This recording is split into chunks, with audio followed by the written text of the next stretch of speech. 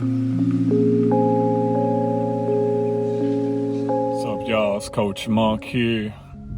So this video, I'm gonna have a bunch of clips that are gonna come after this. It's just evidence of my progress getting my hops back, specifically being able to dunk again. So I started January 1st training. I started about January 15th doing a very specific jump program, and then I got my first dunk, real dunk, regulation ball, regulation goal on April 19th. So if you break it down, it's about 100 days more or less. So I'm gonna show you that progress and how you can go from I was barely touching the rim to dunking again in 100 days. Now, also, you looking for basketball skills or whatever, this isn't a basketball skill video.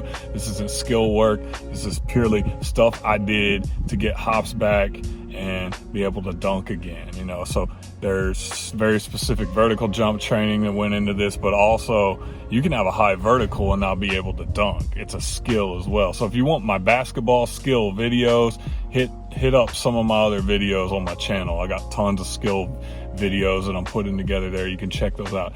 This is not a strength and conditioning video either. If you want strength training, you want other things like that, look at some of my strength and conditioning videos.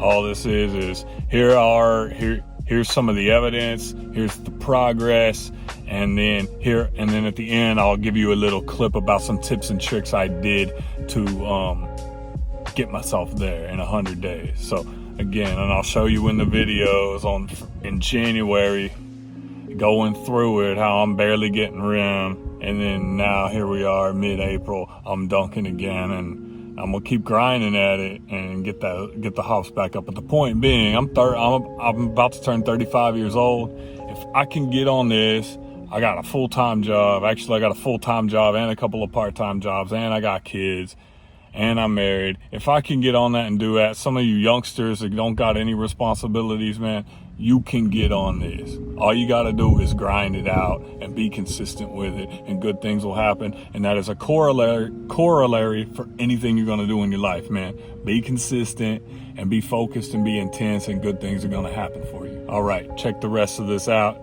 and holla at me if you have any questions.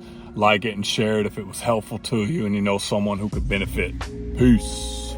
All right, so here we go. This is about a month into my training. The bulk of my jump training, as far as a program, I was using Tim Grover's jump attack program. So this all is about a month in. There's about 6 weeks in that rim grab. Again, here I'm getting close. I'm getting up to the rim, but I'm not getting over the rim.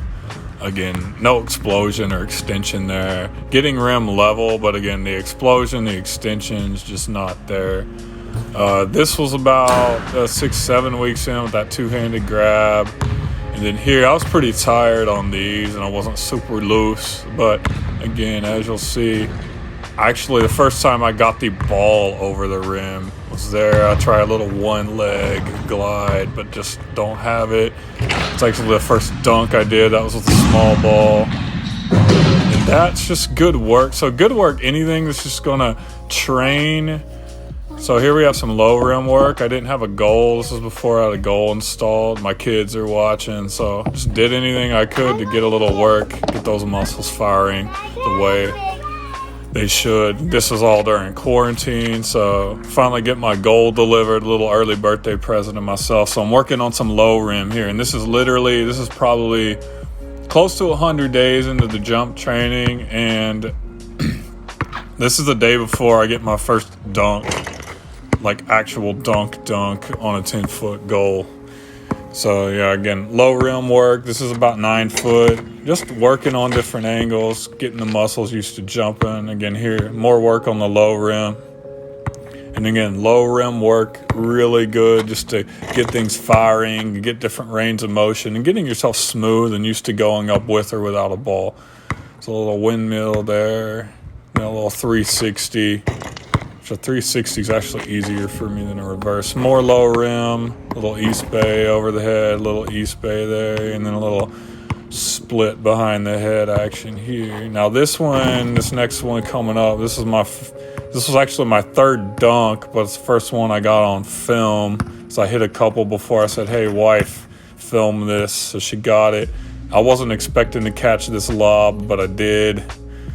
That was cool. And this was after a leg workout too. So, and these are just the same ones, the more a black and white filter to give it a theatrical feel.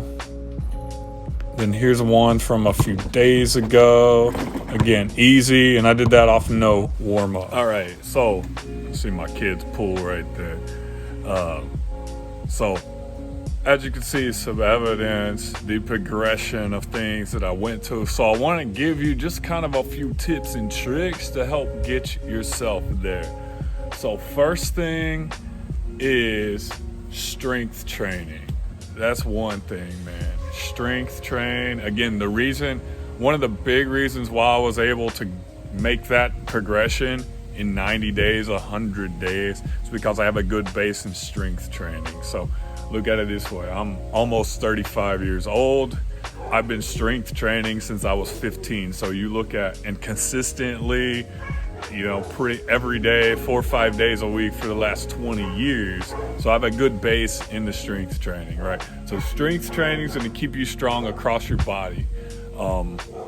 Which then, if you combine the strength training with the jump work, that's what gets you explosive, okay? So if you do that consistently and you have a good strength base already, that's going to help you with the jumping part, creating force off the ground, things like that.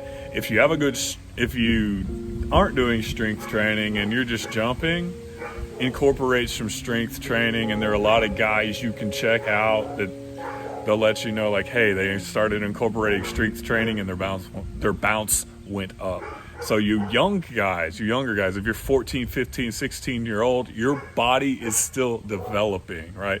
I'm almost 35. My body is not developing anymore. I'm not growing anymore, anything like that. So a key to the strength training is not to overtrain when you do that, all right? Another thing that is, I think, really helped me in my progress is working on a low rim. Again, working on a low rim. Again, this is not a basketball skills video, okay? So working on a low rim, though, is good because it preps your body just to get used to jumping, being explosive, and then doing things that are a little bit uncomfortable, but it boosts your confidence.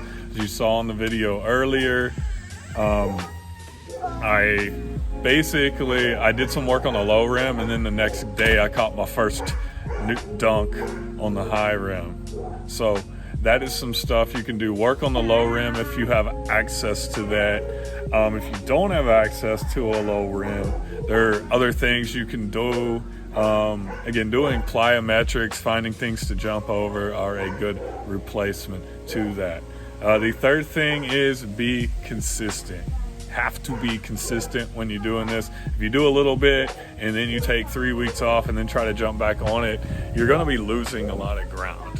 Another thing, though, the recovery time is huge on this. You have to make sure you're getting your rest, your nutrition's on point, and you're allowing your body to recover enough to actually develop the muscles and restructure the muscles and get your body primed to explode. Okay, so those are a few tips and tricks. Again, strength train, be consistent, work on the low rim, and then get comfortable with a ball also. So those are a few tips and tricks that I felt like helped me if you want to get your bounce up there into dunking. Again, this is not skills, but I will say a corollary between dunking and skill. So if you're already a pretty skilled player, you work a little bit of dunking, add that into your training, because what I feel like it makes you a more aggressive player. It makes you more aggressive when you're attacking the basket, which is a good thing. I mean, growing up, we had games, and we had a whole game. We used to call it my friend's house basketball. I'm not going to mention his name, but we would put it on like 8.5, 9 feet, and only dunks counted. It was basically, we played 21, but only dunks counted. Dunks and free throws counted. So you got used to just attacking the rim, full force, going through contact. Stuff like that can be good for player development, but you have to incorporate the other skills into your game. I might get more into that in another video, but in any case, increasing your vertical jump from a player's skill development standpoint is going to help you in so many aspects of the game, right? Obviously, you're going to be able to get up and levitate more in your shots, more in your finishes. You'll be able to do some show-stopping stuff to get the crowd into the game on fast breaks, things like that.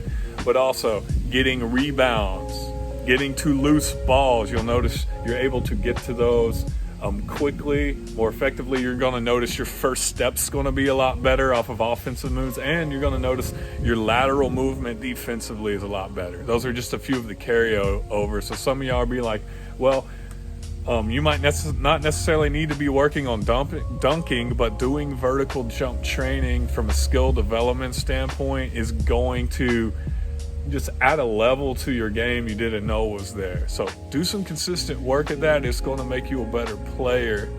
But again, those are my tips and tricks about what helped me at 35 years old. All right, so get at me if you have any questions, comments, concerns. If you find this helpful, like it, share, subscribe to the channel. We got a lot of good content and good resources here. Thanks. Keep up with me.